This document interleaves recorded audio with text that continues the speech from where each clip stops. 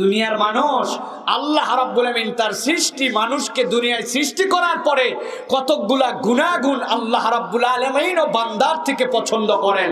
যেই গুনাহগুণ এবং যেই খাপের মধ্যে বান্দা যদি ঢুকে যায়, যেই ছাঁচের মধ্যে বান্দা যদি ঢুকে যায়, তাহলে আল্লাহ রাব্বুল আমিন ওই গুনাহগুণের কারণে ওই বান্দাকেও ভালোবাসতে শুরু করেন। সুবহানাল্লাহ।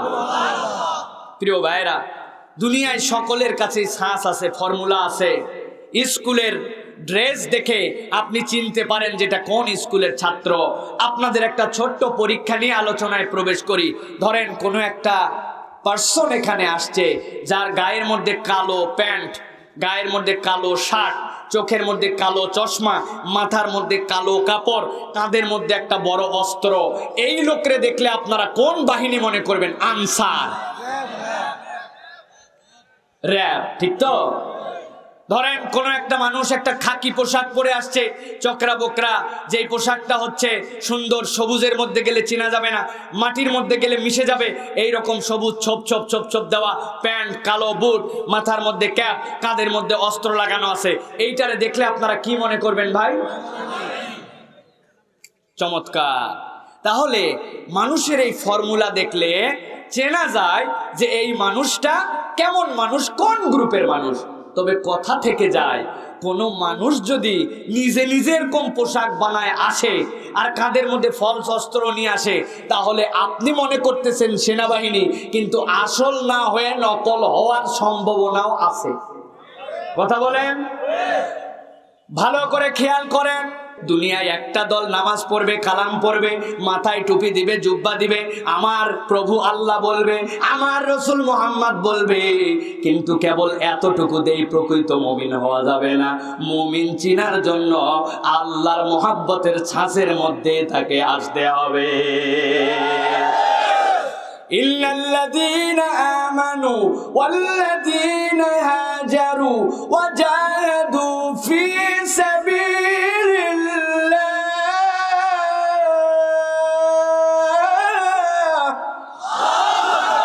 আমার আল্লাহ বলছেন ইমানদারের ছাঁচ বুঝে নাও। ইন্নাল্লাযীনা আমানু ওয়াল্লাযীনা হাজারু ওয়াজাহাদু ফী সাবিলিল্লাহ।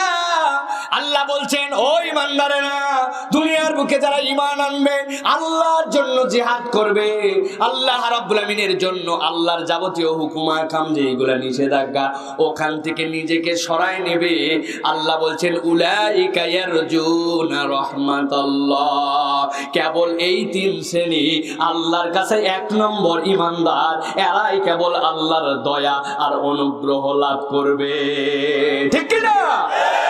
সুতরাং প্রকৃত ঈমানদার চেনার দরকার আছে কিনা? প্রকৃত আল্লাহর অনুগ্রহ কারা পাবে, এটার ফরমার মধ্যে ঢুকার দরকার আছে কিনা? আমার আল্লাহ রাব্বুল আমিন এরকম 6 থেকে 7টা গুণের কথা বলেছেন, যেই গুণগুলা আল্লাহ রাব্বুল আমিন নিজে বান্দার পক্ষ থেকে পছন্দ করেন। সুবহানাল্লাহ। আমি আজকে 3টা গুণের উপরে আলোচনা করতে চাই। আল্লাহ রাব্বুল আমিন যেন আমাদেরকে সেই গুণাবলীর মধ্যে অন্তর্ভুক্ত করে নেন। বলেন না আল্লাহুম্মা আমিন। আল্লাহ রাব্বুল আলামিন প্রথম যে গুণাবলীর কথা বলছেন, আল্লাহ রাব্বুল আমিন সূরা তাহরিম, কুরআনুল কারীমের 66 নম্বর সূরা, এই সূরার 8 নম্বর আয়াতের মধ্যে আল্লাহ রাব্বুল আমিন বলছেন, ও দুনিয়ার মানুষ, ইয়া আইয়ুহাল্লাযীনা আমানু তুবু ইলাল্লাহ। আল্লাহ বলছেন, দুনিয়ার সাধারণ মানুষ থেকে আমি স্লট আউট করলাম, আমি যতক্ষণ কথা বলবো গভীর মনোযোগে বুঝবেন। আল্লাহ বলছেন, পৃথিবীর সব মানুষকে ডাক দিলে বলতাম ইয়া আইয়ুহান নাস, আমি আল্লাহ ইয়া আইয়ুহান নাস বলি নাই, আমি বললাম ইয়া আইয়ুহাল্লাযীনা আমানু, ও ঈমানদারেরা। আল্লাহ বলছেন ঈমানদারদেরকে আদর করে ডাক দিয়ে বললাম তুবু ইলাল্লাহ, তোমরা আল্লাহর জন্য তওবা করো। তওবা মানে কি? তবু মানে তোমরা আল্লাহর কাছে ফেরত আসো, আল্লাহর দিকে প্রত্যাবর্তন করো। আল্লাহ বলছেন আল্লাহর দিকে যে তোমরা প্রত্যাবর্তন করবে, প্রত্যাবর্তনটা কেমন হবে, প্রত্যাবর্তনের ধরনটা কেমন হবে? আল্লাহ বলছেন তুবু ইলাল্লাহি তাওবাতান নাসুহা, তোমাদের প্রত্যাবর্তনটা যেন নাসুহা সদৃশ হয়। সুবহানাল্লাহ। নাসুহা মানে কি? নাসুহা মানে ভালো করে বুঝে নেন, আল্লাহ রাব্বুল আলামিন নাসুহা দ্বারা কি বুঝাচ্ছেন? মুফাসসিরিনে কেরাম আরবি লুগাতবিদরা বলছেন এই নাসুহা শব্দটা মৌলিক দুইটা মাদ্দা থেকে আসতে পারে। একটা হচ্ছে নাসহাতুন নুন সাদ হাতা, আরেকটা হচ্ছে নাসাহাতুন নুন সাদ হামজা হাতা নাসাহাতুন। এই দুইটা মৌলিক শব্দ থেকে এইটার উৎপত্তি হতে পারে। আল্লাহ যে বললেন ও দুনিয়ার মানুষ তওবাটা যে করবি, আল্লাহর কাছে যে ফেরত আসবি, ফেরত আসাটা নাসুহা হতে হবে। যদি শব্দটা নাসাহাতুন থেকে আসে তাহলে এর অর্থ হবে সেলাই করা, জোড়া লাগানো। আপনাদের এলাকায় কাঁথা ফেলে দেখেছেন কিনা মা বোনেরা? উপর দিকে একটা শাড়ির কাপড় দেয়, নিচের দিকে একটা কাপড় দেয়, মাঝের দিকে কিছু এলোমেলো কাপড় দেয়, উপর আর নিচ, উপর থেকে সেলাই করতে শুরু করে, উপরেরটা মাঝেরটা নিচেরটা তিনটা মিলে জোড়া লাগায় দেয়, ওই তিনটা মিলে একটা হয়ে যায়, তালি দেয়।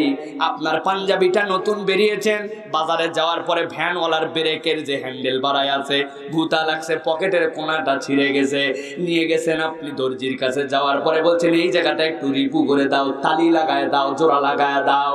তাহলে যদি এই শব্দটা নাসাহাতুন থেকে আসে তাহলে অর্থ হবে হে ইমানদারেরা তোমরা আল্লাহর দিকে ফেরত আসো, আর ফেরত আসাটা তোমাদের হবে তালি দেওয়া, জোড়া দেওয়া, আল্লাহর সাথে ভাঙা সম্পর্কটা তোমরা আবার জোড়া লাগায়া দাও।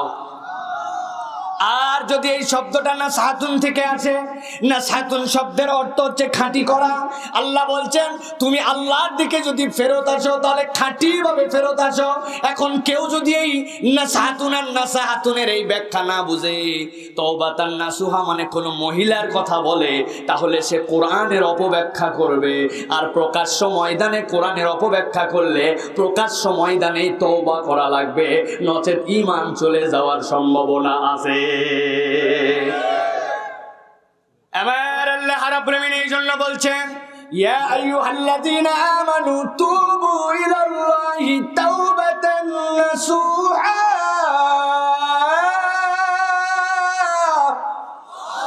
ও দুনিয়ার মানুষ তোমরা আল্লাহ রাব্বুল আমিনের দিকে ফেরত আসো। কেমন করে ফেরত আসবে? ভাঙা সম্পর্ক জোড়া লাগায় দাও, আল্লাহর দিকে এমন ভাবে ফেরত আসো যেই ফেরত আসাতে তোমার রব যেন খুশি হয়ে যায়। আল্লাহ নবী সাল্লাল্লাহু আলাইহি সাল্লাম একটা উদাহরণ দিয়েছেন, দুনিয়ার মানুষ জানো যদি কোনো ব্যক্তি আল্লাহর দিকে খাঁটি করে ফেরত আসে, আল্লাহ রাব্বুল আলামিনের কাছে যদি একবার আল্লাহ ওই বান্দাকে পেয়ে যান যেই বান্দাটা আল্লাহ থেকে দূরে চলে গিয়েছিল। নবীজি বলছেন একটা লোক মরুভূমির পথে রওনা হয়েছে, মরুভূমিতে উট নিয়ে রওনা হয়েছে, উট নিয়ে রওনা হওয়ার পরে 7 দিনের পর ধরুন সে পার করেছে, সামনে আরো 60টা দিনের রাস্তা আছে। সামনের 7 দিনের রাস্তায় যাওয়ার আগে 7 দিনের গন্তব্য পৌঁছার পরে একটা গাছ দেখতে পাইছে। গাছের নিচটা দেখার পরে চিন্তা করছে অনেক রোদ, এখন একটুখানি জিরিয়ে নেই, এই গাছটা তো সব জায়গায় পাওয়া যায় না। উটটাকে বেঁধে রেখেছে, উটের পিঠের মধ্যে পানি আছে, উটের পিঠের মধ্যে খাদ্য আছে। রাখার পরে একটুখানি নেমে গাছের নিচে যেই না গা এলায় দিছে, ঘুম ধরে গেছে। ঘুমানোর পরে যখন ঘুম ভাঙছে, উঠার পরে সাথে সাথে দেখে যেই উট নিয়ে এসেছিল ওই উটটা আর নাই। বেচারির মাথা খারাপ, কারণ সে জানে আরবের উট বড় পলায়ন পর, একবার যদি কোনো উট পালায় যায় আর পাওয়ার সম্ভাবনা নাই। চিন্তা করছে এখনো সামনে আমার 7 দিনের রাস্তা আছে, পিছন দিকে যাওয়ার অবস্থা নাই, নিশ্চিত আমার খাদ্য আমার পানীয় তো উটের পিঠের মধ্যে, আমার আর বাঁচার মতো কোনো কায়দা নাই, মরণ এখানে আমার জন্য নিশ্চিত হয়ে গেছে। বান্দা দুশ্চিন্তায় পড়ে আবার গাছের নিচে থাকা অবস্থায় ঘুমায় গেছে। দুশ্চিন্তা চিন্তা করতে করতে হঠাৎ করে আবার যখন দ্বিতীয় ঘুম তার ভাঙছে, আশ্চর্য হয়ে তাকায় দেখে যেই উটটা তার থেকে পালায় চলে গিয়েছিল ওই উটটা আবার সুন্দর করে তার সামনে এসে দাঁড়ায় গেছে। লোকটা আশ্চর্য হয়ে গেছে, খুশিতে আত্মহারা, খুশিতে আত্মহারা হয়ে কথাবার্তা উল্টা পাল্টা বলতে শুরু করছে। আল্লাহরে কৃতজ্ঞতা জানায় বলতেছে, আল্লাহ তুমি হচ্ছে আমার বান্দা আর আমি হচ্ছি তোমার মনিব। আরে আল্লাহু আকবার বলেন। আমার নবী উদাহরণ দিচ্ছেন কি পরিমাণ খুশি হলে মাথা নষ্ট হয়ে যায়, কি পরিমাণ আনন্দ হলে উল্টা পাল্টা। আল্লাহরে বলে বান্দা আর নিজে হইছে আল্লাহ। আল্লাহ বলছেন আনন্দটা ওই ব্যক্তির একটু চিন্তা করো, কারণ সে নিশ্চিত হয়ে গিয়েছিল মৃত্যু তার, খাবার নাই পানি নাই। আল্লাহর নবী বলছেন কোনো একটা ব্যক্তি হারানো উট পেয়ে যেরকম খুশি হয়, কোনো একটা বান্দা যদি আল্লাহর দিক থেকে অন্য দিকে চলে যায়, পাপ করতে করতে গুনাহ করতে করতে অপরাধ করতে করতে আল্লাহর ট্র্যাক থেকে চলে যায়, কখনো যদি একবার চিন্তা করে আমার তো রবের কাছেই ফেরত যেতে হবে, সুতরাং রবের রাস্তা থেকে সরে যেয়ে কি করব, ক্ষমা করার মালিক তো আমার কেবল মাত্র আল্লাহ। আল্লাহর কাছে তওবা করে যদি ফেরত চলে আসে, ওই হারানো উট পেয়ে মালিক যত খুশি হয়, আল্লাহ তার থেকে 1000 গুণ বেশি হারানো বান্দা পেয়ে খুশি হয়ে যায়।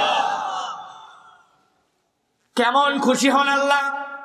আল্লাহ রাব্বুল আমিন কোরআনুল কারীমের মধ্যে বলছেন সেইটা। আল্লাহ রাব্বুল আমিন বলছেন আসা রাব্বুকুম আইয়ুকাফিরা আনকুম সাইয়্যাতিকুম ওয়া ইউদখিলাকুম জান্নাত।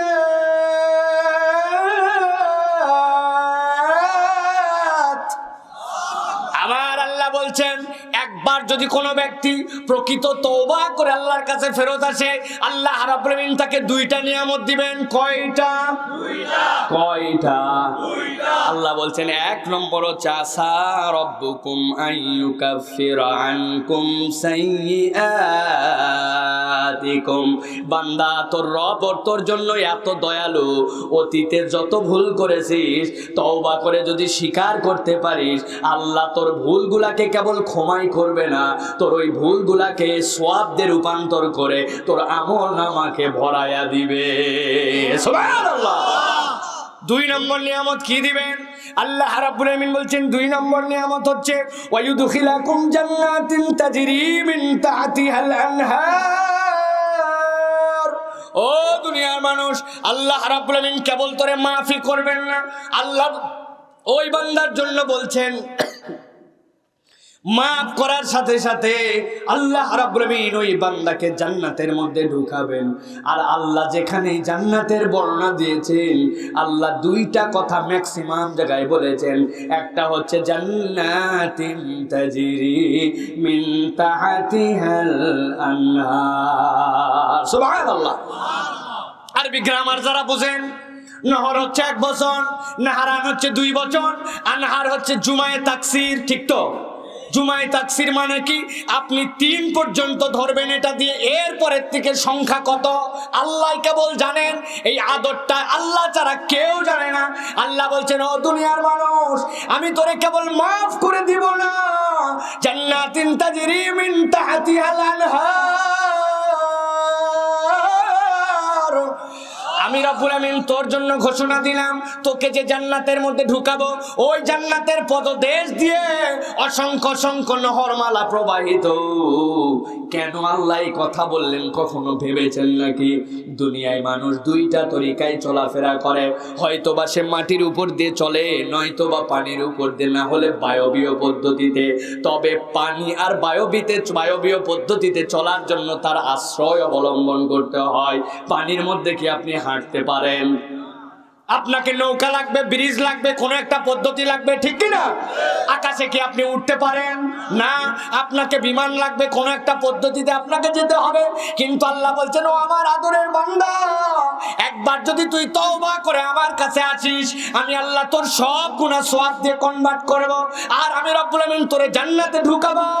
তবে ওই জান্নাতটা সম্পর্কে একটা আইডিয়া সব সময় মনের মধ্যে নিয়ে রাখ, দুনিয়ার সাথে তার তো কোনো মিলই নাই। তবে ওই জান্নাতে আসার পরে আমি আল্লাহ তোর পায়ের নিচ দিয়ে মাটিও দিব না, পানিও দিব না, আবার তুই হাওয়ার উপর দিয়েও চলবি না। আমি আল্লাহ বললাম তোর পায়ের নিচ দিয়ে আমি অসংখ্য ধারার নহর প্রবাহিত রাখবো। বান্দা ওই নহরের উপর দিয়ে জান্নাতে তুই ঘুরে বেড়াবি। রাসূলুল্লাহ সাল্লাল্লাহু আলাইহি সাল্লাম বলছেন, এই যে হাতের যে আঙ্গুল, এটা শাহাদা, এই শাহাদত আঙ্গুলের একটা দাম আছে। কি দাম? নবীজি বলছেন, যত নহর ওই জান্নাতের মধ্যে তার পায়ের নিচ দিয়ে প্রবাহিত হবে, আল্লাহ রাব্বুল আমিন বলছেন, রাসূল আপনি জানায় দেন, দুনিয়ার মানুষের এই শাহাদত আঙ্গুলের পাওয়ারটা এমন হবে, তার পায়ের নিচ দিয়ে কোটি কোটি নহরমালা, আপনি যেরকম তুলি দিয়ে আলপনা করেন সুন্দর করে, আপনার নখটা এমন হবে, বান্দা মজা করে শুধু হাতটা যেইভাবে নড়াবে, আল্লাহ কোটি নহরমালা আপনার এই আঙ্গুলের ইশারায় আপনাকে অনুসরণ করায়া করায়া জান্নাতে ঘুরাবে। অনেক মুরব্বী চিন্তা করতেছেন, কি আশ্চর্য কথা, এর উপর দিয়ে যদি আমি ঘোরাফেরা করি ডুবেই যাই নাকি চুবেই যাই নাকি? প্রিয় মুসলমান, জান্নাতের সাথে কোনো কিছুর কম্পেয়ার হয় না। তবু একটা উদাহরণ একটু দেই, দেখেন তো মিল খুঁজে পান কিনা।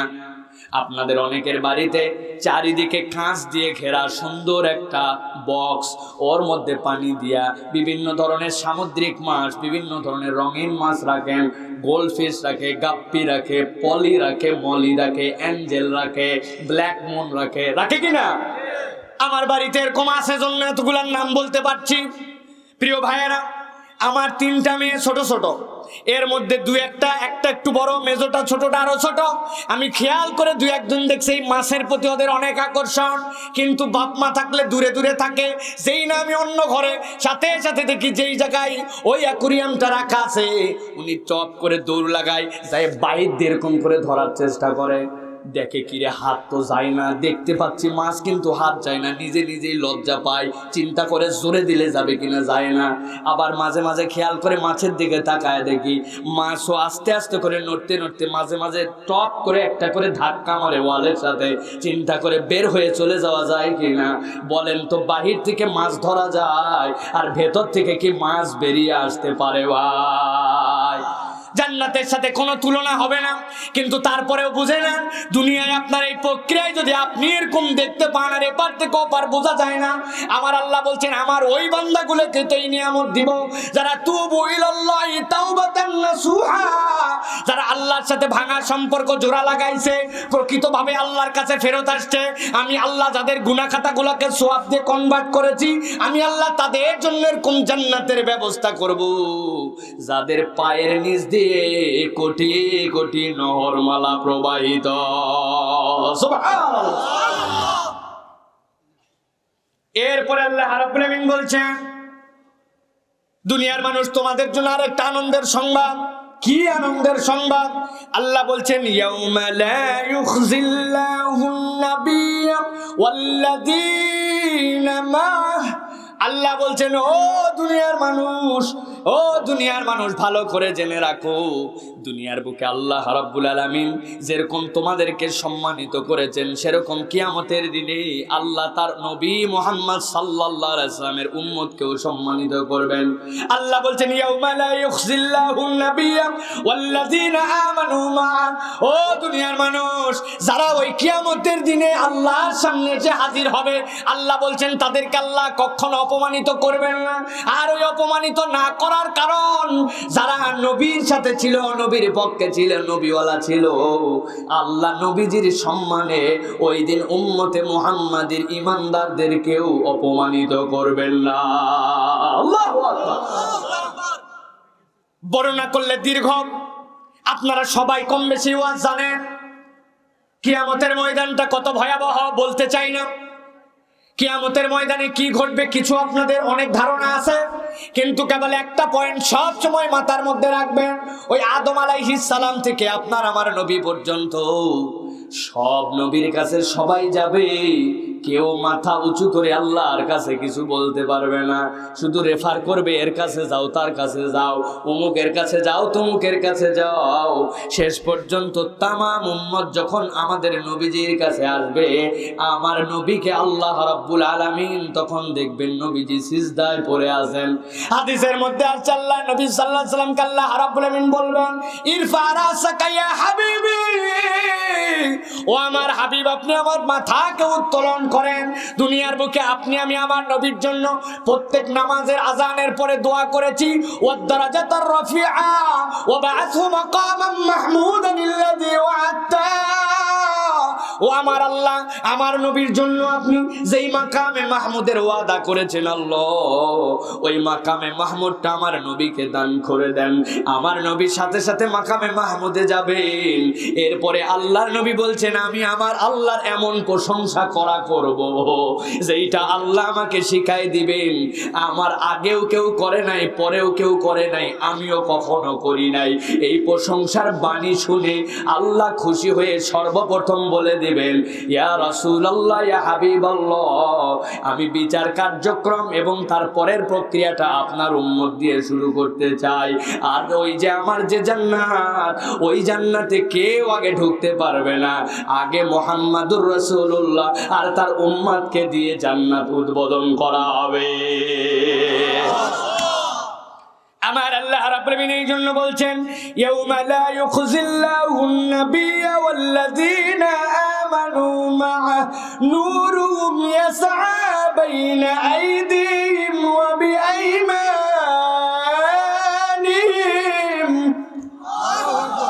আল্লাহ বলবেন সম্মানিতটা কিভাবে করব? আল্লাহ যে বললেন নবীজিকে আমি অসম্মান করব না, আল্লাহ আয়াতের মধ্যে হিংস দিয়েছেন, খেয়াল করেন। আল্লাহ রাব্বুল আলামিন বলছেন, যেই না তাদেরকে আমি আল্লাহর পক্ষ থেকে মাথা উত্তোলন করে বলবে, উম্মতে মুহাম্মাদে উঠে দাঁড়াও।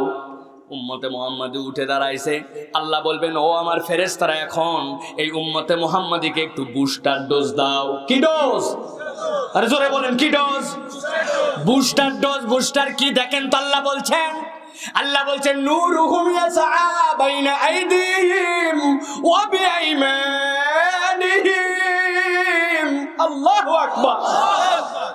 এই ফেরেশতারা, আমার উম্মতে মুহাম্মাদির ডান থেকে আর সামনে থেকে দুইটা আলো লাগায় দাও।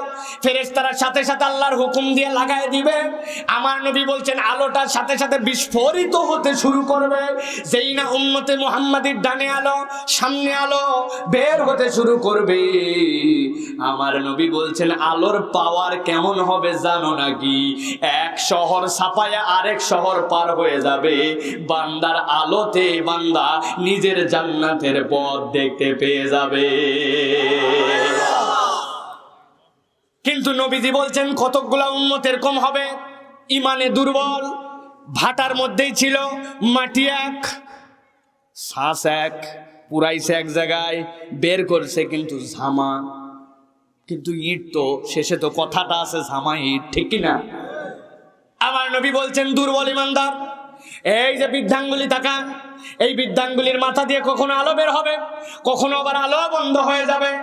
ওই উম্মতরা ভয় পেয়ে যাবে। আহারে যে বিভীষিকাময় ময়দান, হাকার আর হাহাকার, যার আলো দিয়ে এমন পাওয়ার সেই কেবল রাস্তা দেখতে পায়। ওই উম্মত যখন ভয় পেয়ে যাবে, আমার আল্লাহ বলছেন সাথে সাথে তারা আল্লাহর কাছে দোয়া করতে শুরু করবে, ইয়াকুলুনা রব্বানা আতমিম লানা নূরানা।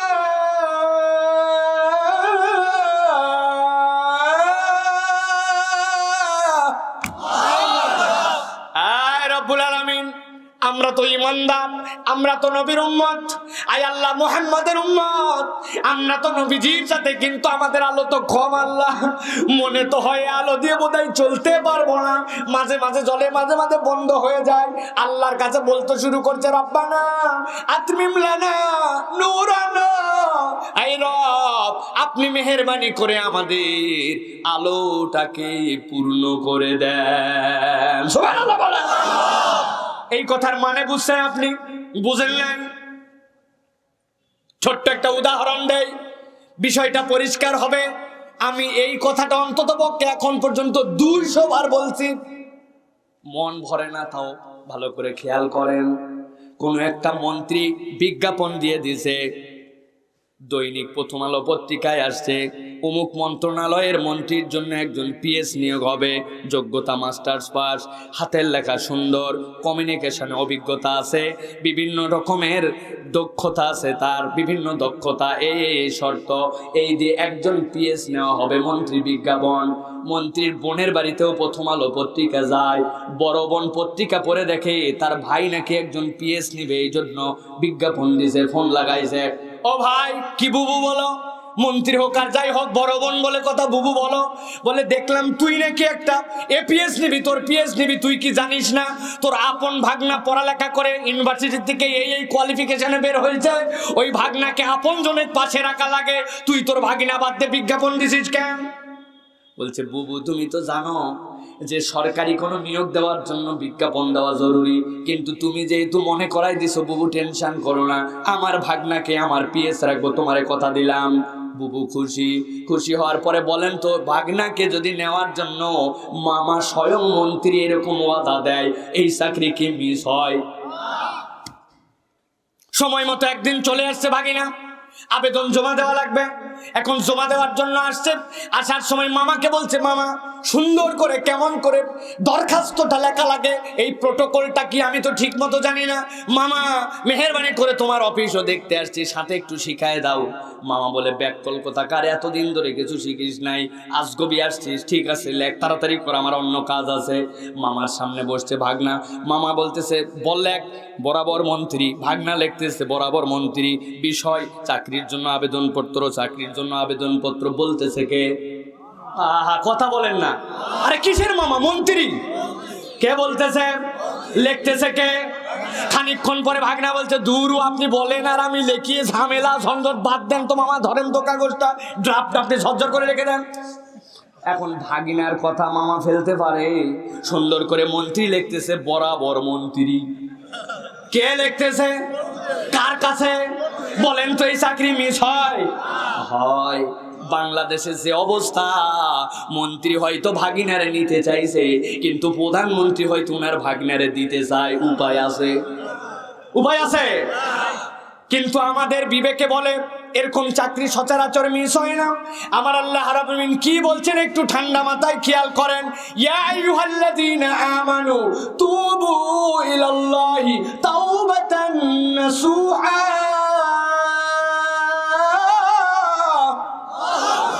ও দুনিয়ার মানুষ, ফেরত আসো আল্লাহর কাছে, ফেরত আসার মতো ভাঙা সম্পর্ক জোড়া লাগাও।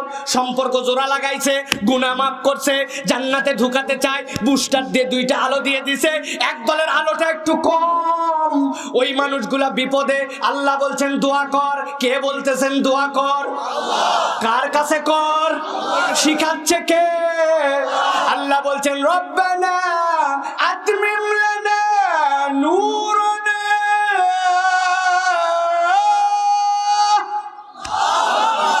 আয় আল্লাহ, আমরা আজকে বিপদে পড়ছি, তুমি মেহেরবানি করে আমাদের আলোটাকে পূর্ণ করে দাও। বলেন তো আল্লাহর শেখানো দোয়া কবুল করবে আল্লাহ? আল্লাহ বান্দাকে বলে দিচ্ছেন এই দোয়া কে মিস হতে পারে? আমার আল্লাহ রাব্বুল আমিন বলছেন যেই না তাদেরকে বলে দেওয়া হবে তারা দোয়া করবে রব্বানা আতমিম লানা নূরানা, সাথে সাথে তারা আল্লাহর কাছে আরেকটুখানি লাগাই দিবে। কি লাগাবে? আল্লাহর কাছে বলবে ওয়াগফির লানা, আয় আল্লাহ তুমি আমাদেরকে মাফ করে দাও। কেন মাফ চাবে? কারণ ওই মানুষগুলার আলো যে কম, আলো কম হওয়ার কারণ তাদের সাথে গুনাহ খাতা বেশি। ঈমান আছে কিন্তু গুনাহ খাতা, ঈমান আছে একই মাটির কিন্তু হইছে পিকেট, ঈমান আছে একই মাটির থেকে একই জায়গায় কিন্তু হইছে জামা। ও তো গাঁথনির উপযুক্ত হইতে পারে না, জান্নাতের বিল্ডিং এর মধ্যে ঢুকতে পারে না, কারণ কি তার সাথে আছে গুনাহ। আল্লাহর কাছে বলছে রব্বুল আলামিন ওয়াগফির লানা, মেহেরবানি করে তুমি আমাদেরকে মাফ করে দাও। আল্লাহ বলছেন সাথে সাথে এই কথাটাও একটু বলে দিস। বান্দা বলতেছে আল্লাহর শিখানো বাক্যে ইন্নাকা আলা কুল্লি শাইইন কাদির।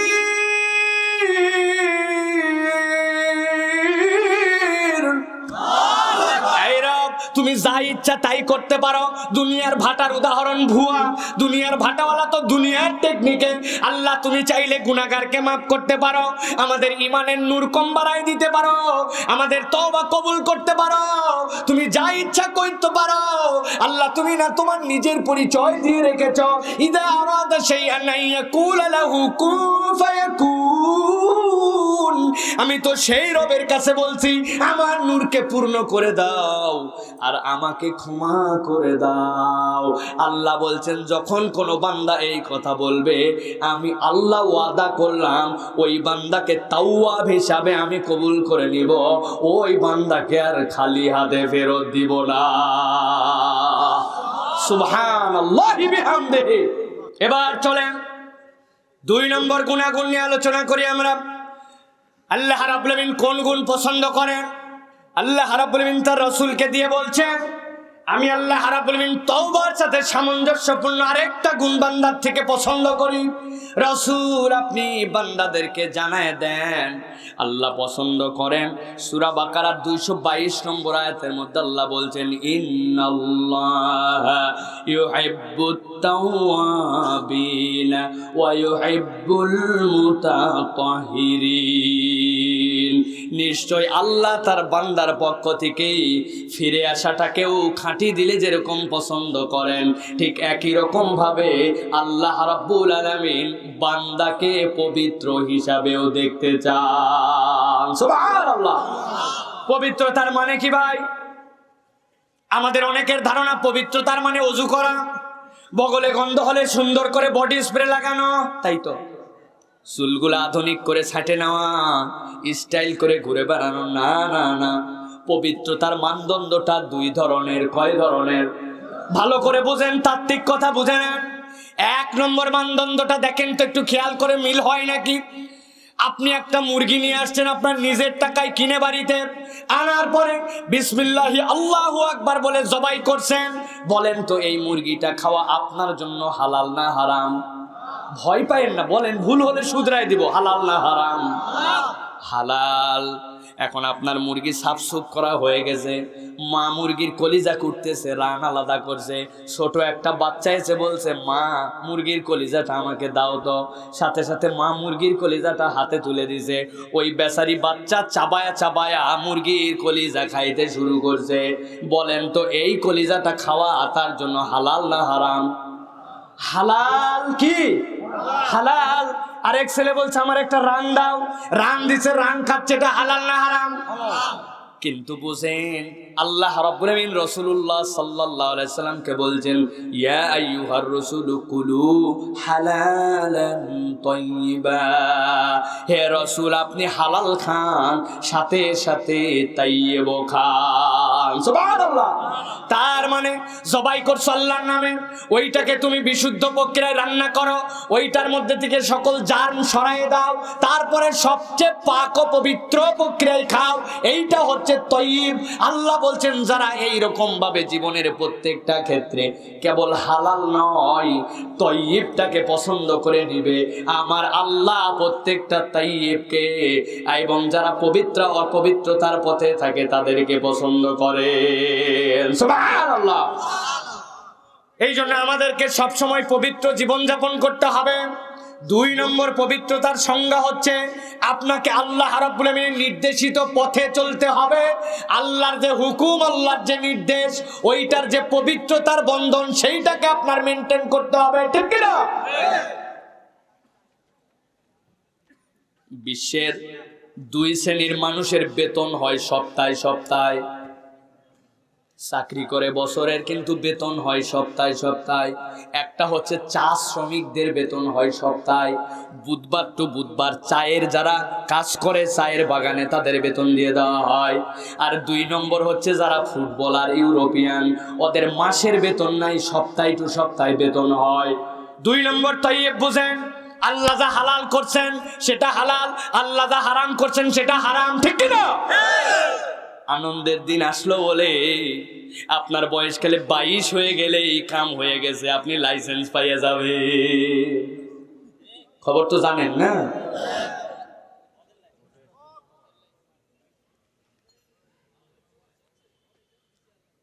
বাপের কাছে যায় ছেলে বলবে 200 টাকা দাও, কেন? নোয়াখালী যাব, কেন? নোয়াখালীতে মাদক নিয়ন্ত্রণ যে অধিদপ্তর আছে ওখানে লাইসেন্স নেওয়ার জন্য। 22 বছর হয়েছে, তুই লাইসেন্স বেশি কথা বলো না। থানায় তাহলে তোমার নামে আগে যাই জিডি করব। আইন করছে 22 বছর হলে আমি পাবো, তুমি বাপ ঠেকানোর কেটা? কথা বলেন, উপায় থাকবে? প্রিয় মুসলমান, এই জন্য ভালো করে বলছি, তাইয়্যিবের মানে বুঝেন, আমার আল্লাহ যা হালাল করছেন ওইটা হালাল, যা হারাম করছেন কিয়ামত পর্যন্ত কারো আল্লাহর বিধানকে হালাল করার সাধ্য নাই। আপনাকে ভালো করে বুঝে নিতে হবে। আপনি যা ইচ্ছা তাই করেন, 5টা শর্ত পূরণ করে দেন। ইসলাম মানি না, ন্যাশনাল আইডি কার্ডে আমার ধর্ম ইসলাম না, নামাজ কালামে আসি না, জানাজার নামাজ দিবেন না, মুসলমানের গোরস্থানে আমার দাফন চাই না। এই 5টা শর্ত দিয়ে আপনি অ্যানাউন্স করে দেন, আপনি যত পারেন যা ইচ্ছা তাই মদ খান, গাঁজা খান, হিরোইন খান, আপনারে নিয়ে আমার কোনো বক্তব্য নাই। কিন্তু বক্তব্য তাদের জন্য আছে যারা নিজেকে ইমানদার দাবি করে, মসজিদে নামাজে আসে, মরার পরে জানাজা দেওয়া লাগবে, আবার মুসলমানের গোরস্থানে দাফন হবে। এই মানুষ যদি আপনি হয়ে থাকেন, দুনিয়ার সবাই যত বয়সেই পারমিশন দেখ, আপনার জন্য 22 কেন, আপনি যদি 120 বছরও বাঁচেন, আপনার জন্য মদ খাওয়া হারাম, ঠিক না? আপনাকে ভালো করে এটা বুঝে নিতে হবে।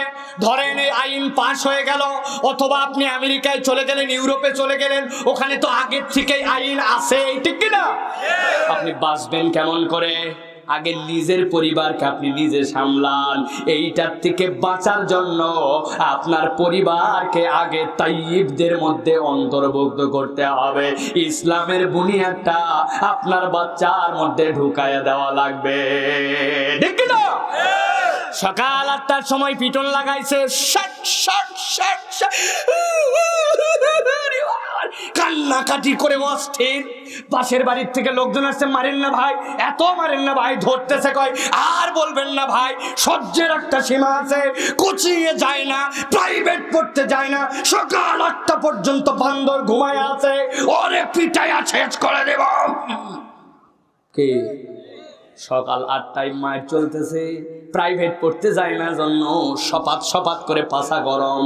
কিন্তু ওই বাপই দুর্ভাগা বাপ 2 মাস ধরে বাড়িতে ফজরের নামাজ পড়তে যায় না, কোনোদিন একদিন বকাও দেয় না, ঠিক না? বুঝে কথা বলেন। ভালো করে আগে বুঝতে হবে আপনাকে, না বুঝলে বিপদ আছে। বাবা দুপুর হয়ে গেছে, একটু খা বাবা, খা তাড়াতাড়ি, সামনে 8-এর বৃত্তি পরীক্ষা আছে, তুই খা, মুখটা শুকায় যাচ্ছে। না আব্বা আমি রোজা থাকবো। বড় হয় রোজা থাকবি, ক্লাস 8-এ পরে উনি এখনো বড় হয় নাই, বাপ সাদে সাদে খাওয়ায়, এরকম দুর্ভাগা বাপ নোয়াখালীতে নাই? রোজা থাকতে দেয় না। ওই মানুষগুলাই আবার সাধারণ 2-1টা কথা বললে চিৎকার করে উঠি আমরা, সরকারের বিপক্ষে প্রতিবাদী হয়ে উঠি। আগে নিজের ঘর সামলান, ঠিক না? আগে নিজেদের মধ্যে ইসলাম ঢুকান। আপনার সন্তানকে তাহজিব তামাদ্দুন দিয়ে এমন ভাবে মানুষ করতে হবে, মদ কেন পৃথিবীর সব উন্মুক্ত হলেও সে যেন ইমানের বলে অন্তত পক্ষে আল্লাহর বিরোধিতা থেকে পবিত্র থাকতে পারে। দরকার আছে কিনা? এই জন্য আল্লাহ রাব্বুল আমিন বলছেন, ইন্নাল্লাহা ইউহিব্বুত তাওয়াবিন ওয়া ইউহিব্বুল মুতাতাহহিরিন। আমার আল্লাহ নিশ্চয় তাওয়াবদেরকে পছন্দ করেন, সাথে যারা পবিত্র তাদেরকেও পছন্দ করেন। সুবহানাল্লাহ, আসতে বলেন সুবহানাল্লাহ। জাস্টিস তকি উসমানী তার এক কিতাবের মধ্যে বলতেছেন, মুসলমান কত দুর্ভাগা।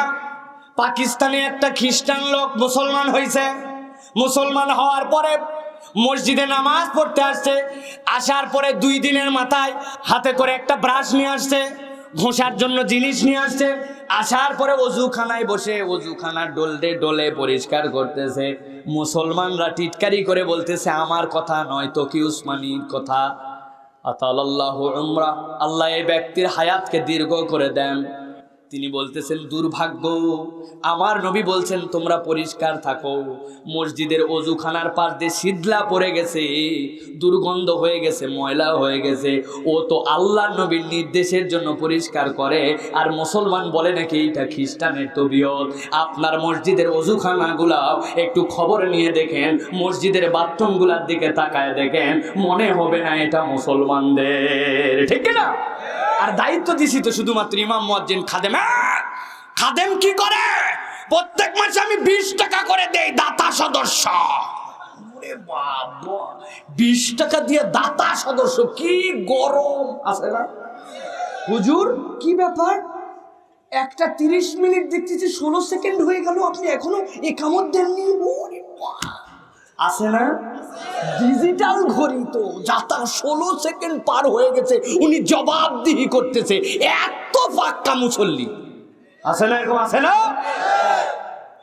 পরিষ্কার পরিচ্ছন্নতা আমাদের সকলের দায়িত্ব, এইটা আমাদের সকলকে পালন করতে হবে। সুতরাং আল্লাহ রাব্বুল আমিন দ্বিতীয় যে গুণ পছন্দ করেন, আপনি যদি পরিষ্কার থাকেন, পবিত্র থাকেন, আমার আল্লাহ আপনাকে ভালোবাসবেন, ঠিক কিনা? আরেকটা গুণের কথা বলে শেষ করে দিব। আমার আল্লাহ রাব্বুল আলামিন বলছেন ইন্নাল্লাহা ইউহিব্বুল মুত্তাকিন, নিশ্চয় আমার আল্লাহ রাব্বুল আলামিন তৃতীয় যে গুণটা বান্দাদের কাছ থেকে পছন্দ করেন, সেইটা হচ্ছে আল্লাহ রাব্বুল আলামিন বান্দাকে খোদা ভীতু হিসাবে দেখতে চান। সুবহানাল্লাহ। আল্লাহ বান্দাকে কি দেখতে চান? মুত্তাকি হিসাবে দেখতে চান। কি হিসাবে দেখতে চান? বলেন, কি দেখতে চান? মুত্তাকি হিসাবে দেখতে চান। প্রিয় ভাইরা,